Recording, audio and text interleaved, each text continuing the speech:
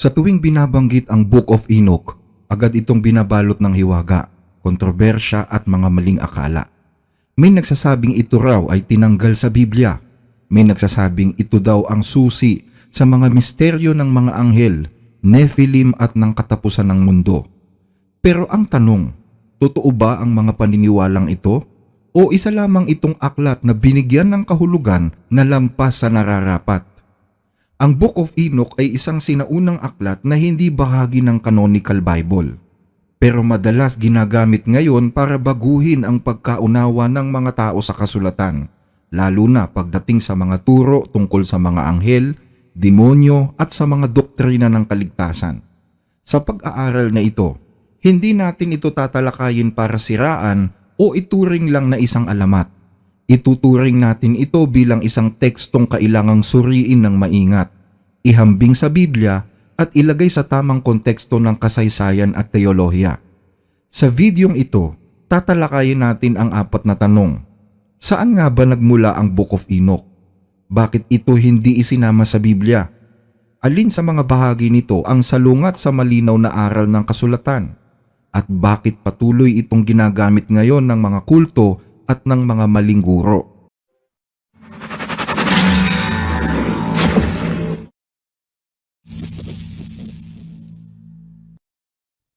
Hindi lahat ng mga sinaunang aklat ay otomatikong maituturing na katotohanan, at hindi rin lahat ng luma ay dapat paniwalaan.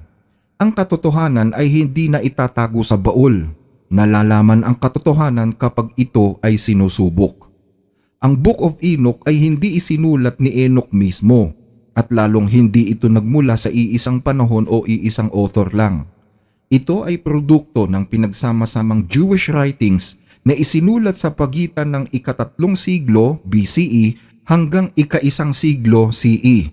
Yan ay bago at pagkatapos ng panahon ni Kristo o mas kilala sa tawag na Second Temple Period. Ang sabi ng Epistle of Jude, humula si Enoch na ika-7 mula kay Adan. Pero pansinin na hindi sinabi ni Jude na sumulat si Enoch. Magkaiba ang salitang humula at sumulat. Kapag humula, posibleng na ipasa ang mga salitang ito mula sa bibig ng humuhula papunta sa ibang mga bibig hanggang sa ito ay makarating sa panahon ng bagong tipan. Hindi sinabi na isinulat ito o gumawa ng aklat si Enoch. Kaya hindi natin dapat isipin na batayan ang bersikulong ito para sabihing mayroon nga talagang Book of Enoch. Ang ating tanong, bakit hindi na isama sa Biblia ang Book of Enoch? Bukod kasi sa hindi ito isinulat ni Enoch, maraming mga impormasyon sa aklat na ito ang naging dahilan kung bakit bumagsak ito sa mga Hudyo at sa mga sinaunang Kristiyano, sa mga pamantayang ginagamit nila para malaman kung inspired nga ba ang isang aklat o hindi. Bukod dyan, alam din ng mga Hudyo na hindi si Enoch ang sumulat nito. Ginamit lamang ang pangalan ni Enoch para pagmukhaing may bigat at banal ang aklat na ito. Ayaw ng mga Hudyo ng ganitong pamamaraan kaya bumagsak ito sa kanilang pamantayan. Ang huling aklat ng Biblia na Book of Malachi ay isinulat noong 450 BC. Ang Book of Enoch naman ay isinulat makalipas ang mahigit 400 taon pagkatapos isulat ang Book of Malachi. Dahil si Malachi ang itinuturing na pinakahuling propeta sa Israel, hindi na kinilala ng mga Hudyo ang anumang aklat pagkatapos niya. Kaya mula nang mamatay si Malachi hanggang kay Kristo, tinawag ang panahon na yon na period of silence. Sa panahon naman ng bagong tipan, hindi kailanman kinilala o binanggit ng mga apostol ni Hesukristo na mayroong isang aklat na kung tawagin ay aklat ni Enoch. Bagaman sinasabi nila na humula si Enoch, wala silang binanggit na sumulat siya ng isang aklat. Sa panahon naman ng kanonisasyon, wala sa mga Protestante at maging ang Iglesia Katolika ang kumilala ng authenticity ng Book of Enoch. Bukod dyan ay may malinaw na contradiction din ang mga laman nito sa tunay na laman ng Biblia. Pero may ilang mga grupo ang patuloy na gumagamit nito bilang basihan ng kanilang paniniwala. Una na dyan ay ang Ethiopian Orthodox na itinuring ang Book of Enoch bilang isang canonical na aklat. Mga Ethiopian Jews, mga Hebrew Roots Movement gaya ng 113 Ministries at Lion and Lamb Ministries, mga grupong konektado sa Messianic Judaism, mga ancient astronaut-based religion, mga occult at esoteric orders at mga independent apocalyptic cult leaders. Sila ang patuloy na gumagamit ng aklat na ito ngayon. Pag-usapan naman natin ngayon kung bakit sinasabing ang Book of Enoch ay hindi in harmony sa mga turong nakasaad sa Canon of the Scriptures o sa Biblia na kinikilala natin ngayon. Kukuha tayo ng ilang mga halimbawa na pwede nating ikumpara sa kung anong nakasulat. Number 1. Ang Book of Enoch ay nagbibigay ng mga detalyadong impormasyon tungkol sa mga anghel gaya ng kanilang mga ranggo, pangalan at tungkulin. Nagbigay din ng impormasyon tungkol sa mga tinatawag na fallen angels. Dahil dito, naging angel-centered na ang Book of Enoch imbis na faith, obedience, and Christ-centered. Dapat nating maintindihan na ang sentro ng mga kasulatan, especially ng mga inspired scriptures, ay ang pagsunod sa kalooban ng Diyos at pananalig kay Hesukristo. Hindi pwede na i-divert ng Diyos ang ating isipan mula sa dalawang bagay na ito at malipat sa mga anghel. Ang sabi ng Panginoong Hesus, "Saliksikin ninyo ang mga kasulatan, sapagkat iniisip ninyo na sa mga yaon ay meron kayong buhay na walang hanggan, at ang mga ito ay siyang nagpapatotoo tungkol sa akin." Maliwanag na ang isa sa mga sentro ng isang inspired na kasulatan ay si Kristo. Hindi hahayaan ng Diyos na ma-divert ang isip ng mga tao mula kay Kristo papunta sa iba.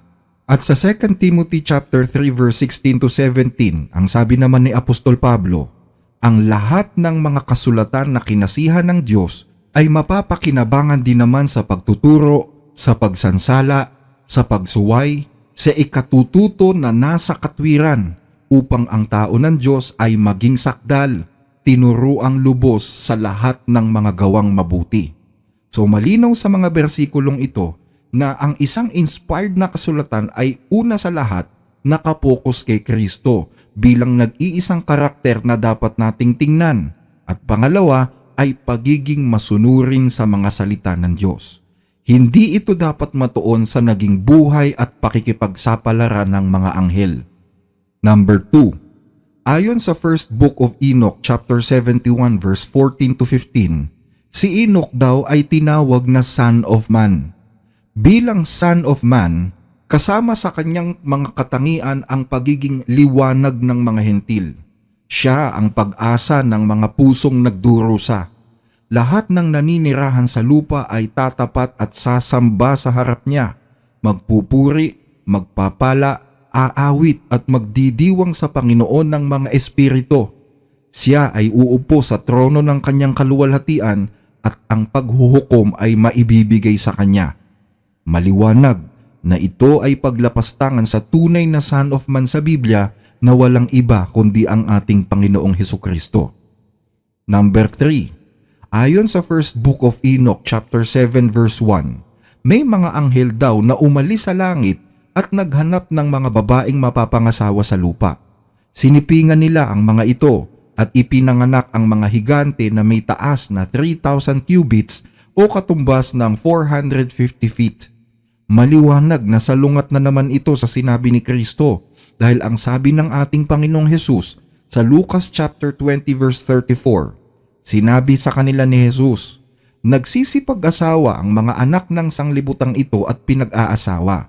Datapwat ang mga inaring karapat-dapat magkamit ng sanglibutang yaon at ng pagkabuhay na mag-uli sa mga patay ay hindi mag-aasawa ni pag-aasawahin, sapagkat hindi na sila maaaring mamatay pa, sapagkat kahalintulad na sila ng mga anghel, at sila'y mga anak ng Diyos, palibhasa'y mga anak ng pagkabuhay na mag-uli." Maliwanag dito na ang mga maliligtas ay hindi na magsisipag-asawa at hindi na rin mamamatay pa dahil magiging katulad na sila ng mga anghel. Ibig sabihin, hindi nagsisipag-asawa ang mga anghel. Ang tinutukoy na mga anak ng Diyos na sumiping sa mga anak na babae ng mga tao ay may espiritual na kahulugan. Si Adam kasi ay tinatawag na anak ng Diyos at naging kalarawan naman ni Adan si Seth. Kung si Adan ay anak ng Diyos at si Seth ang kanyang kalarawan, ibig sabihin maituturing ding anak ng Diyos si Seth. Mula sa lahi ni Seth pababa, lahat sila ay maituturing na anak ng Diyos, lalo na kung nanatili silang tapat sa Diyos. Pero dahil si Cain ay itinakwil ng Diyos, hindi maituturing si Cain na anak ng Diyos. Hindi rin siya maituturing na kalarawan ni Adan. Sa madaling salita, kung hindi anak ng Diyos si Cain, siya ay anak ng sanglibutang ito.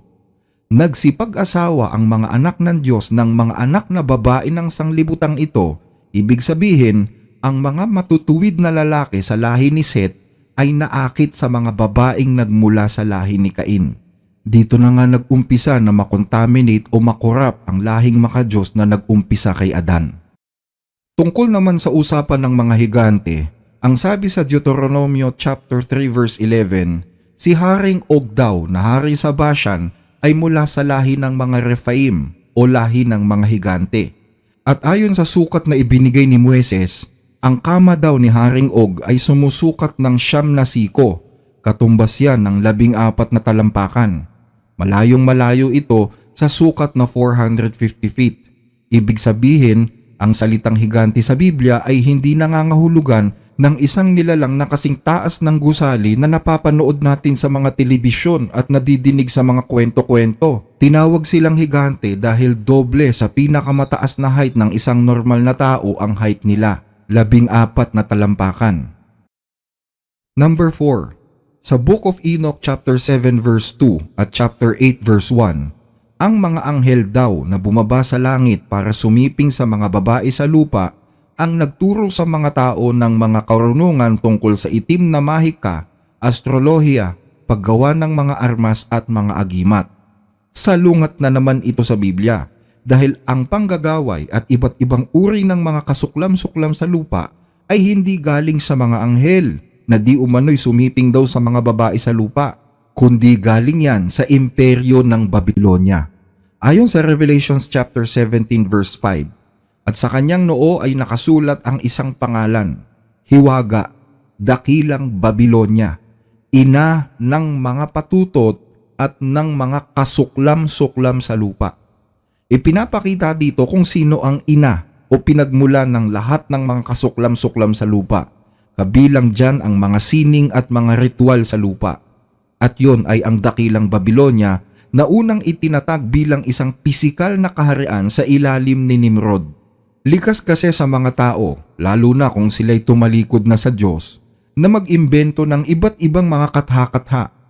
Mula sa mga katha-kathang ito, nabuo ang iba't ibang mga pamahiin, ritual at paniniwala sa ibang mga Diyos. Dito na ngayon nag-umpisa ang mga mahika, astrolohiya, pangkukulam, panggagaway, sa paniniwala na ang mga ritual o mga practices na ito ay makakalugod sa kanilang mga Diyos na sinasamba. Sa madaling salita, lahat ng ito ay gawa ng mga malilikot na imahinasyon ng mga tao. Ang sabi sa Ecclesiastes chapter 7 verse 29, narito, ito lamang ang aking nasumpungan, na ginawang matuwid ng Diyos ang tao, pero nagsihanap sila ng maraming katha. Number 5. Sa Book of Enoch chapter 40 verse 9, meron daw isang anghel na nagngangalang Penuel. At alam nyo ba na itong Penuel na ito ang itinalaga daw ng Diyos para sa pagsisisi at sa mga nais magkaroon ng buhay na walang hanggan?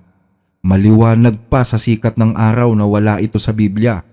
Hindi kailanman ibinigay sa mga anghel ang pagsisisi at buhay na walang hanggan. Ang sabi sa 1 John chapter 5 verse 11, at ito ang patotoo na tayo'y binigyan ng Diyos ng buhay na walang hanggan, at ang buhay na ito ay nasa kanyang anak. Wala nang ibang source ng buhay na walang hanggan kundi si Kristo. Hindi kailangan ng anghel o ng kung sino paman. Wala ring ibang paraan para makapagsisi ang taong makasalanan sa Diyos kundi sa pamamagitan pa rin ni Hesukristo.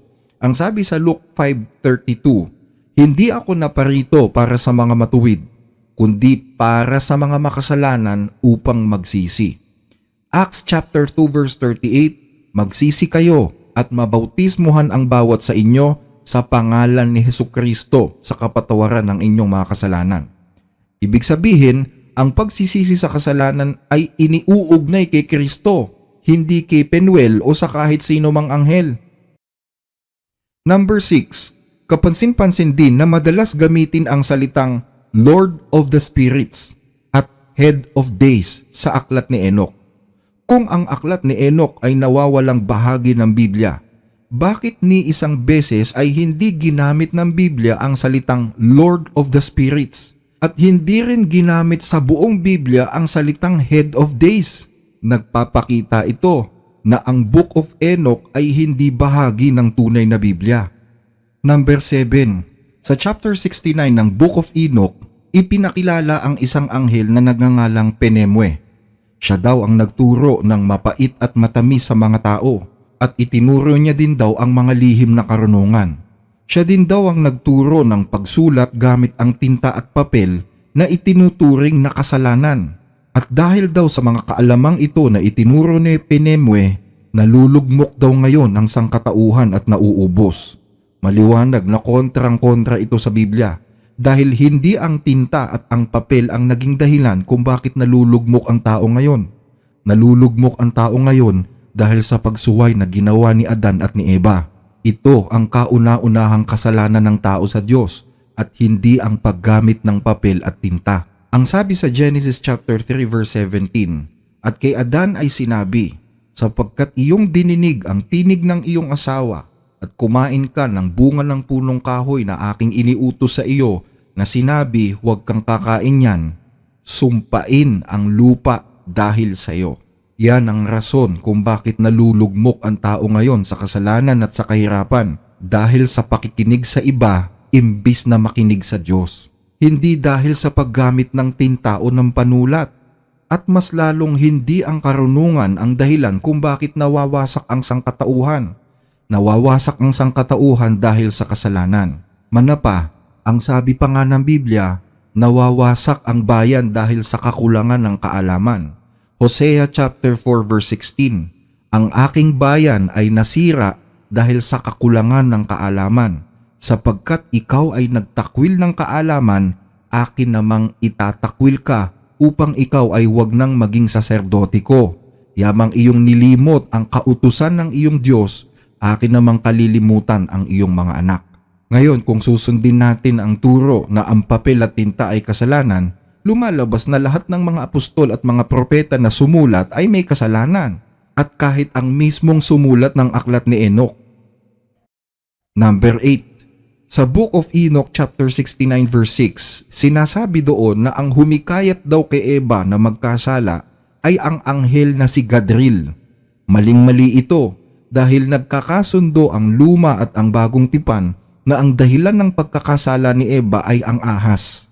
Ang sabi sa 2 Corinthians chapter 11 verse 3, ngunit ako'y natatakot, baka sa anumang paraan kung papaanong si Eva ay nadaya ng ahas sa kanyang katusuhan, ang inyong walang malay at malinis na mga pag-iisip na kay Kristo ay pasamain. Ibig sabihin, hindi isang anghel na may pangalang Gadriel ang dumaya kay Eva. At kung titingnan sa Apokalipsis, ang ahas na yon ay walang iba kundi si Satanas, hindi si Gadriel. Sa Revelations chapter 12 verse 9, at inihagis ang malaking dragon, ang matandang ahas, ang tinatawag na Diablo at Satanas, ang dumadaya sa buong sanglibutan. Siya'y inihagis sa lupa at ang kanyang mga anghel ay inihagis na kasama niya. Tinatawag siyang matandang ahas dahil sa panahon pa lang ng Eden ay umiiral na siya. Number 9. Sa chapter 8 verse 1 ng Book of Enoch, sinasabi na ang nagturo daw sa mga tao ng mga kagamitang gawa sa metal ay ang anghel na si Azazel. Maliwanag ulit na kontra na naman ito sa Biblia. Dahil ayon sa Genesis, hindi isang anghel ang nagturo sa mga tao kung papaanong gumawa ng mga kagamitang metal. Ang nagturo sa mga tao ay si Tubal-Cain na anak ni Lamech kay Zillah. Sa Genesis chapter 4 verse 22, and Zillah, she also bare Tubal-Cain, an instructor of every artificer in brass and iron, and the sister of Tubal-Cain was Naamah. So maliwanag na ang instructor ng every artificer in brass and iron o mga kagamitang gawa sa bakal ay si Tubal-Cain, hindi isang anghel. So papaanong mangyayari na ang anghel na si Azazel ang nagturo ng paggawa ng kagamitang bakal sa sangkatauhan? Gayong 100 of years bago dumating si Noah, bago dumating yung mga anghel na sinasabing umasawa daw sa mga tao, gumagawa at nagtuturo na si Tubal-Cain ng mga kagamitang gawa sa bakal. Dito pa lang makikita na natin kung gaano kamali ang sinasabi ng Book of Enoch. Number 10. Sa Enoch chapter 10 verse 1, sinasabi na ang responsable daw sa lahat ng mga kasalanan sa buong mundo ay si Azazel. Sino si Azazel? Si Azazel ay kasama sa mga anghel na pumatol at sumiping sa mga anak na babae ng mga tao bago ang delubyo nung panahon ni Noe. Malinaw na salungat na naman ito sa Biblia. Kung si Azazel ang responsable sa lahat ng mga kasalanan sa buong mundo, masasabi din ba natin na siya ang responsable sa kasalanan ni Cain at ni Abel? Masasabi din ba natin na siya ang responsable sa kasalanan ni Adan at ni Eva? Gayong si Azazel ay dumating lamang sa mundo bago ang delubyo universal nung panahon ni Noe. Isa na naman itong patunay na hindi tama ang itinuturo sa aklat ni Enoch. Number 11. Sa Book of Enoch chapter 67 verse 2, nakasulat na ang gumawa daw ng arko na sinakyan ni Noe ay ang mga anghel. Samantalang sa Genesis chapter 6 verse 15 to 16, si Noe mismo ang inutusan ng Diyos na gumawa nito. So ibig sabihin, magkaiba ang sinasabi ng Biblia at ang sinasabi ng Book of Enoch. Number 12. Kung pag-aaralang mabuti ang aklat ni Enoch, maliwanag na hindi lamang ang Biblia ang kinokontra nito. Maging ang kanyang sariling sinasabi ay kinokontra din ng Book of Enoch. Ang sabi sa Book of Enoch chapter 98 verse 4, ang kasalanan daw ay hindi ipinadala sa mundo, kundi ang mga tao daw mismo ang gumawa ng kasalanan. Samantalang sa pinag-aralan natin sa mga naunang punto, maliwanag na sinasabi ng Book of Enoch na ang mga anghel ang nagturo ng kasalanan sa mga tao. Nabasa din natin na ang anghel na si Azazel ang itinuturong responsable sa lahat ng mga kasalanan sa mundo. At sa ibang talata naman, sinasabi ni si Gadriel ang responsable sa pagkakasala ni Eva. Dahil dito, maliwanag pa sa sikat ng araw na kinokontra ng Book of Enoch ang mismong sarili niya. Maliban dyan, sinabi din sa Book of Enoch chapter 69 verse 4 na ang responsable daw kung bakit pumatol ang mga anghel sa mga anak na mga babae ng mga tao ay ang anghel na nagngangalang si Jekon. Pero kung babasahin natin ang chapter 6 verse 3 to 4, ang sinasabi naman na nanghikayat daw sa mga anghel na sumiping sa mga babae sa lupa ay ang leader nilang anghel na si Semjaza. Kaya ang tanong, sino ba talaga ang may kasalanan kung bakit sumiping ang mga anghel sa mga tao? Si Jekon ba o si Semjaza? Sa mga halimbawang ito at sa mas marami pang mga halimbawa ng kontradiksyon at salungat na aral sa Biblia, maliwanag nating makikita ang punto kung bakit kailanman ay hindi isinama sa canon of the scriptures ang Book of Enoch. Pero sadyang mahilig ang mga tao sa mga kwento, lalo na sa pagtuklas ng mga lihim na hindi na dapat nilang malaman. Pero dahil gusto nila na masagot ang kanilang mga tanong, willing silang pakinggan ang kahit anong turo na posibleng makakuha sila ng ideya sa kanilang mga tanong. Ito ang dahilan kung bakit marami pa rin ang nawiwili at napapaniwala ng Book of Enoch sa kabila ng mga salungatang turo nito sa Biblia. Sa tanong na, bakit marami pa rin ang naniniwala sa Book of Enoch? Simple lang ang sagot ng Biblia. Sapagkat darating ang panahon na hindi nila matitiis ang wastong aral, kundi sa pagkakaroon nila ng makakating tainga, mag-iipon sila para sa kanilang sarili ng mga guro na ayon sa kanilang sariling pagnanasa, at tatalikod sa pakikinig sa katotohanan ang kanilang mga tainga at babaling sa mga kathang isip.